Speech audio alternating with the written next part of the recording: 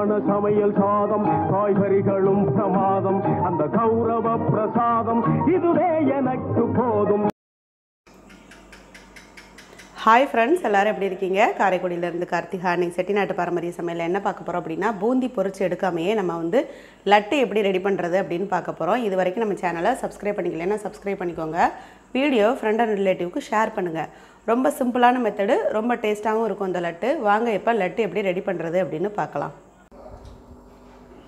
லட்டு செய்கிறதுக்காக நான் இப்போ வந்து 1/4 கிலோ அளவுக்கு கடலைப்பருப்பு எடுத்திருக்கேன். கடலைப்பருப்பு வந்து பார்த்திங்கன்னா நல்லா ஒரு பாத்திரத்தில் சேர்த்துட்டு 3 தடவை நல்லா தண்ணி ஊற்றி அலசிடுங்க. அலசி எடுத்த பிறகு ஒரு 2 மணி நேரம் நல்லா நம்ம ஊற வச்சுட்டு பார்க்கலாம்.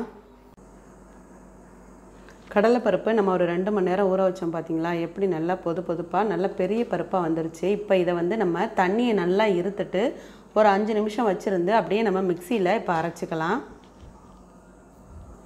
மிக்சியில் நான் இப்போ மாற்றிருக்கேன். 2 பாதியாக நான் அரைக்க போகிறேன். அரைச்சிட்டா குறக்குறன்னு அரைக்கணும், ரொம்பவும் நைஸாக அரைக்கக்கூடாது. இப்போ நம்ம 2 தடவை போட்டு அரைச்சிட்டு வந்துடலாம். பாருங்கள், நான் வந்து கடலைப்பருப்பை இந்த மாதிரி கொஞ்சம் குறப்பாக அரைச்சிருக்கேன். அப்போ தான் வந்து அது நல்ல டேஸ்ட்டாக இருக்கும். நம்ம பொரிச்சிட்டு அரைச்சி எடுக்கும்போது நல்ல டேஸ்ட்டாக இருக்கும். இந்த மாதிரி பொறுப்பாக அரைச்சிக்கோங்க. வாங்க இப்போ நம்ம பொரிக்கிறத பார்க்கலாம்.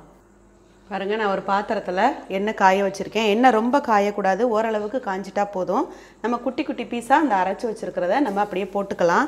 ரொம்ப செவந்துடக்கூடாது, இந்த மாதிரி பொரியிற அளவு இருந்தால் போதும். சேஃபெல்லாம் தேவையில்லை. வடை மாதிரியோ ரவுண்ட் ஷேப்பாகவோ நம்ம போடணும்னு அவசியம் இல்லை. சின்ன சின்ன பீஸாக நம்ம இந்த மாதிரி எடுத்து போட்டு நல்லா பொரிய வச்சிடலாம். பொரியிறது நல்லா செவக்க பொரியக்கூடாது, ஓரளவுக்கு எல்லோ கலராகவே நமக்கு கிடைக்கணும். அப்போ தான் வந்து லட்டு நல்லாயிருக்கும். பொரிஞ்சிச்சின்னா வந்து லட்டு வந்து கருக வடையாடிக்கும். அதனால் இந்த மாதிரி குட்டி குட்டி பீஸாக போட்டு நல்லா நான் எல்லோ கலராகவே பொரித்து எடுத்துட்றேன். தண்ணி விடாமல் இந்த மாதிரி பொதுப்பாக அரைச்சிக்கோங்க. அப்போ தான் வந்து நம்ம மிக்சியில் அரைக்கும் போது பார்த்திங்கன்னா நல்ல பொறுப்பாக இருக்கும். நமக்கு லட்டும் வந்து பிடிச்சிட்டு சாப்பிடும்போது ரொம்ப டேஸ்ட்டாகவும் இருக்கும்.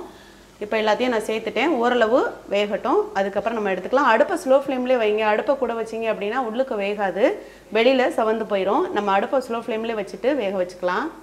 பாருங்கள், நான் இந்த அளவு எல்லோவாக இருக்கும்போதே எடுத்துட்டேன். நான் செவக்க விடலை. இதே மாதிரியே எல்லா மாவையும் பொரித்து எடுத்துடலாம்.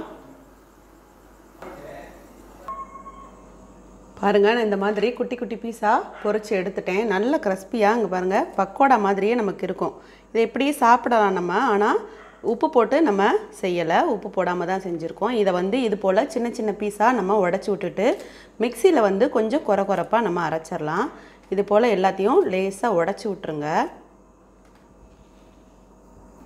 இந்த மாதிரி நம்ம பீஸ் போட்டோன்னே கொஞ்சம் ஆறணும். ஆறின பிறகு மிக்சியில் அரைச்சா தான் அது நல்லாயிருக்கும். ரொம்பவே நம்ம சூடோடு அரைச்சிட்டோம் அப்படின்னா கொஞ்சம் கொசன்னு போயிடும். ஆறின பிறகு அரைச்சோம் அப்படின்னா கொஞ்சம் பொதுப்பாக இருக்கும். அதனால் ஒரு 5 நிமிஷம் நல்லா ஆற வச்சுட்டு மிக்சியில் அரைச்சிக்கலாம். இப்போ நல்லா சரசரன்னு ஆறிடுச்சு. இப்போ நம்ம மிக்சியில் சேர்த்து இதை அரைச்சிக்கலாம். அதாவது கொஞ்சம் கொஞ்சமாக போட்டு அரைங்க, மொத்தமாகவே போட்டு அரைக்கணும்னு இல்லை. கொஞ்சம் குறப்பாக அரைச்சிக்கோங்க, நைஸாக அரைக்கணும்னு இல்லை, கொஞ்சம் குறப்பாக அரைச்சிக்கோங்க. பாருங்கள், நான் இது போல் நல்லா அரைச்சிட்டு வந்துட்டேன். பாருங்கள், பூ மாதிரி இருக்குது. நம்ம லட்டு செய்யும்போது வால் பூந்தியெல்லாம் வந்து அரைச்சி எடுத்தோம் இல்லையா, எண்ணெயில் பொரிச்சிட்டு, அது போல் இதை வந்து நம்ம வடை போட்டுட்டு அரைச்சி எடுத்துருக்கோம். இப்போ நம்ம இதை எப்படி ரெடி பண்ணலாம் அப்படின்னு பார்ப்போம்.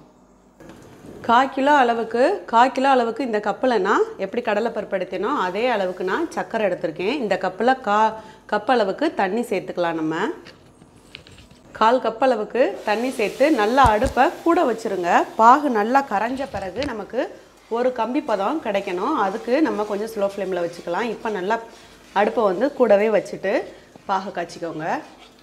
பாருங்கள், சர்க்கரை வந்து நல்லா கரைஞ்சி முறைச்சி வந்துருச்சு. இப்போ நம்ம அடுப்பை ஸ்லோ ஃப்ளேமில் வச்சுட்டு ஒரு 5 நிமிஷம் வெயிட் பண்ணோம் அப்படின்னா அந்த ஒரு கம்பி பதம் நமக்கு கிடச்சிரும். கொஞ்சம் அடுப்பை ஸ்லோ ஃப்ளேமில் வச்சிடலாம். கம்பி பதம் வர்ற வரைக்கும் லேசாக கலரி விட்டுக்கிட்டே இருங்க. பாருங்கள், நல்லா வந்து பாகு நமக்கு ரெடியாகி ஒரு கம்பி பதம் நமக்கு கிடச்சிருச்சு. இந்த பாருங்கள், இந்த லேயர் வந்து நமக்கு கிடச்சிருச்சு. இப்போ நம்ம இதில் அந்த அரைச்சி வச்சுருக்கிற பூந்தி இருக்குது இல்லையா, அந்த லேயர் தெரியுதா, நல்லா கிடச்சிருச்சு. இப்போ நம்ம இதுக்கு மேலே நம்ம பொறுக்க வேண்டாம். நம்ம டக்குன்னு வந்து அரைச்சி வச்சுருக்கிற அந்த பூந்தியை இதில் கொட்டிடலாம். கொட்டிட்டு நல்லா கைவிடாமல் கலரி விட்டுருங்க. கைவிடாமல் கலரி விட்டுட்டு ஒரு 1/4 ஸ்பூன் அளவுக்கு நம்ம ஏலக்காய் தூள் சேர்த்துக்கலாம். 1/4 ஸ்பூன் அளவுக்கு ஏலக்காய் தூள் சேர்த்துருக்கேன். லேசாக வந்து கேசரி பவுட்ரு சேர்த்துருக்கேன். ஒரு சிட்டிகை லேசாக பச்சை கற்பூரம் சேர்த்துருக்கேன். இது எல்லாத்தையும் சேர்த்து இந்த பூந்தியோடு நம்ம அப்படியே கலரிடலாம். அடுப்பை வந்து இப்போ ஆஃப் பண்ணிடுங்க. இது எல்லாத்தையும் சேர்த்து விட்டுட்டு அடுப்பை ஆஃப் பண்ணிடுங்க. ஆனால் கண்டிப்பாக வந்து ஒரு கம்பி பதம் வந்து தான் நம்ம அரைச்சி வச்சுருக்கிற அந்த பூந்தியை கொட்டணும். நல்லா கலரி விட்டுருங்க. நல்லாவே கலரி விட்டுருங்க. கொஞ்சம் கொல கொலன்னு இருக்கிற மாதிரி தான் தெரியும். ஆனால் ஆறுனோடனே ஒரு 10 நிமிஷத்துலேயே நமக்கு டைட் ஆயிரும். நல்லா உருண்டை பிடிக்கிறதுக்கு கரெக்டாக வந்துடும் மெத்தடு. நல்லா வந்து இந்த பச்சை கற்பூரம், இந்த ஏலக்காய், அப்புறம் நம்ம போட்டிருந்த அந்த கேசரி பவுட்ரு எல்லாமே வந்து ஒன்றா சேர்கிற அளவுக்கு கலரி விட்டுட்டு, நான் இப்போ பார்த்தீங்கன்னா தனியாக வந்து ஒரு பாத்திரத்தில் 3 ஸ்பூன் அளவுக்கு நெய் விட்டு ஒரு 15 முந்திரியும் 15 திராட்சையும் வறுத்து எடுத்து வச்சுருக்கேன். அதை அதில் சேர்த்துட்டு ஒன்றா கலரி விட்டுருங்க. கண்டிப்பாக ஒரு கம்பிப்பதம் தேவைங்க. அப்போ தாங்க லட்டு நல்லாயிருக்கும். கம்பிப்பதம் வந்த பிறகு நீங்கள் விட்டுட்டீங்க அப்படின்னா லட்டு ரொம்ப டைட்டாகிடும். உடச்சி சாப்பிடும்போது நல்லா இருக்காது. நல்லா இதை அப்படியே கலரி விட்டுருங்க. பாருங்கள், ஓரளவு நல்லா ஆறிடுச்சு. நல்லா நமக்கு சூடு பொறுக்கத்தக்கன ஆறணும். அப்போ தான் வந்து நம்ம சரியாக இருக்கும் உருண்டை பிடிக்கிறதுக்கு. இப்போவே நல்லா வந்து ஓரளவு ஆறிடுச்சு. இன்னும் ஒரு 5 நிமிஷம் நமக்கு அப்படியே ஆறட்டும். உருண்டை பிடிக்கிறத பார்க்கலாம். பாருங்கள், நல்லா இப்போ வந்து ஆறிடுச்சு. நான் வந்து கையில் லேசாக நெய் தடவிக்கிறேன். நெய் தடவிட்டு லேசாக கொஞ்சம் கொஞ்சமாக எடுத்து சின்ன சின்ன உருண்டைகளாக இது போல் நம்ம உருட்டி எடுத்துடலாம். நெய் எவ்வளோ வேணாலும் நீங்கள் சேர்த்துக்கலாம், ஒன்றும் பிரச்சனை இல்லை.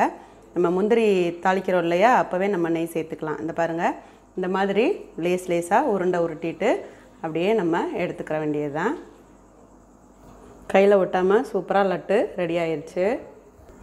பாருங்கள், ரொம்ப சூப்பராக 5 நிமிஷத்தில் நமக்கு லட்டு ரெடி ஆயிடுச்சுங்க. எண்ணெய் இல்லாமல் நம்ம சீக்கிரமாகவே இதை செஞ்சிடலாம். இது போல் நீங்களும் ட்ரை பண்ணிவிட்டு எனக்கு கமெண்ட் பண்ணுங்கள்.